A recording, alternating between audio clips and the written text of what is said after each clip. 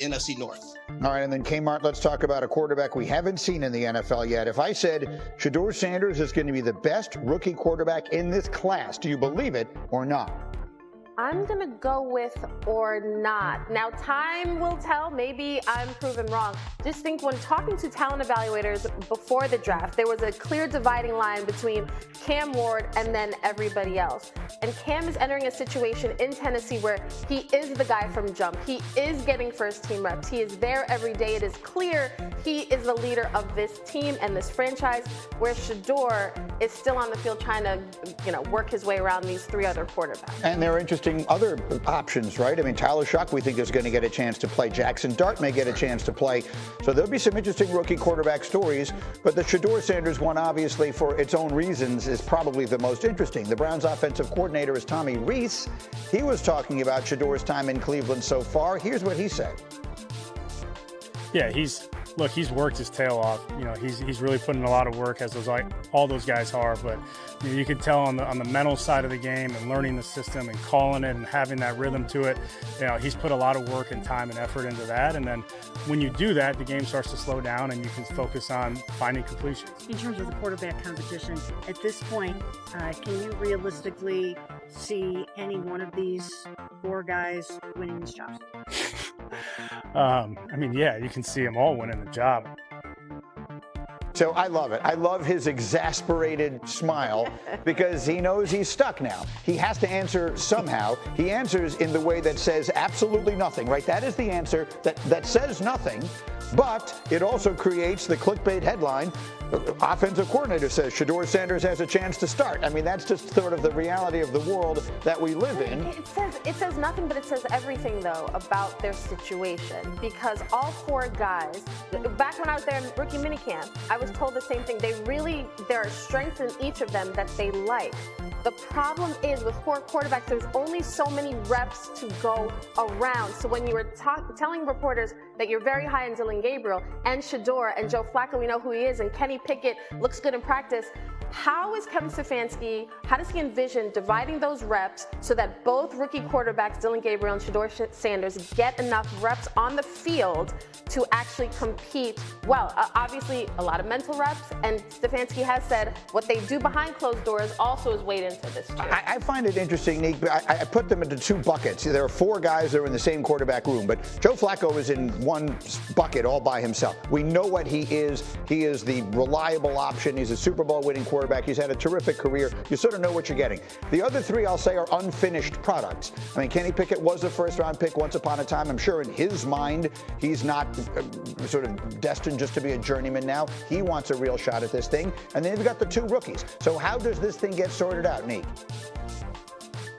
Yeah, I think that Joe Flacco is going to be a bridge quarterback. Whether it's a bridge to one of these guys or a bridge to another quarterback next year is the question that remains to be answered. I think one of the hard things about projecting Shedeur is this age of quarterbacks, we have all these like superheroes, frankly. Like the best quarterbacks in the league are incredible physically at something. And Shedeur is more of a throwback quarterback in that it's going to be about precision and accuracy and decision making. And it's hard to imagine a quarterback like that dominating. I know that it can be done like we see Joe Burrow do it, and much of the history of the NFL has been those type of quarterbacks. But the modern NFL feels like all teams are looking for one of those guys who breaks defenses just because they're so physically talented, which Cam Ward falls in that category. And obviously, we can say the names that we always say in Josh Allen and Lamar Jackson. So I think that's kind of holding up the projection for Shedeur Sanders. But ultimately, a lot of quarterback decisions are made off of potential. And one of these guys has to show that they have the potential to be one of those difference makers. That was sort of the thing, is a very high floor, but maybe not as high a ceiling as some of the other guys may have. Harry, how do you see it playing out? I think Joe Flacco, he's going to start the year off, and I agree with Nick. I think at some point it's going to be Shedeur Sanders. Listen, Joe Flacco got drafted with me in 2008. We were at the Combine together, y'all. So I don't think he's going to play the entire season for the Cleveland Browns. Now, what you don't want to do if you're the Cleveland Browns as an organization is have a quarterback like Shedeur Sanders go out there and ball out in practice and preseason and do everything necessary from his standpoint to where he should be playing, and if you're Cleveland, you don't play him. Because now you're going to have division in your locker room. Play the best player, and for a player like Shedeur Sanders, control what you can control. That's why it's so important to have a strong father figure in his life like he does have, and a guy that played the game at a high level and also is a coach at Colorado, is that you control what you can control, and then you live with the rest. Keep in mind their schedule. They have a week 9 bye. It is a daunting first half for them. So I can understand if Joe Flacco, send out Flacco, and at some point you see one of these rookie guys, I would think it would be Shedeur, but I wouldn't put either Dillon Gabriel or Shedeur against that. I want a vet who's seen it all, and then you give these kids some time to just get active. What did Joe Flacco do to you? You're send him out there against... Well, he's played in Cleveland before. Poor Joe Flacco. He's as old as Harry, and you're sending him out there against these guys.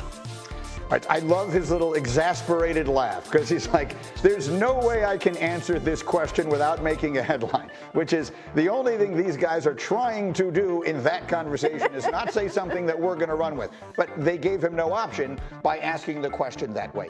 At the end of the day, again, you were there. It remains my belief. I made a prediction right after the draft. The first reports that are going to come out of there are going to be, Browns pleasantly surprised with how quickly Shedeur is picking up the offense. And, the Browns raving about his work ethic.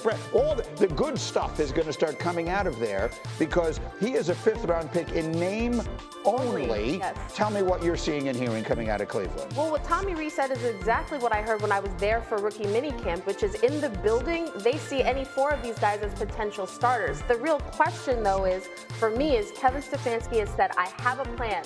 We knew we were going to have 4 quarterbacks. I have a plan for how we're going to divvy up the reps. But Kevin Stefanski has not given any specifics as to how that actually plays out when there are so limited reps to go around. It's not just for Shedeur. Also, Dillon Gabriel, the quarterback who people forget was drafted in the 3rd round ahead of Shedeur. So you got 2 young kids who need practice time. But Shedeur has impressed from the beginning. It really is going to be who picks up the playbook quicker and who is more at ease with this offense. Dominique, I like the way you were talking about it this morning in our meeting because, again, if you just look at their roster, if you were to print it up on a piece of paper, it would just have 5th-round pick Shedeur Sanders next to it. But the reality of it, at least to me, feels very different from that. Yeah, we could talk about all the things around Shedeur that could have caused him to slide to the 5th round, but all those same things are the reasons why we're talking about him right now. Like, he's not a normal 5th round pick. He's going to get his chance. He just needs to be ready for that opportunity.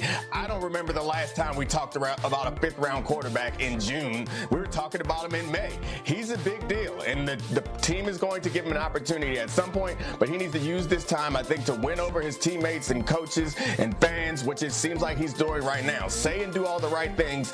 Be ready for your opportunity because it's not going to be a long one. He still is a 5th round pick in compensation. So if it doesn't look great early, I think they will move on from him. But let's not be silly and think that he's not going to get a chance to start at some point this season.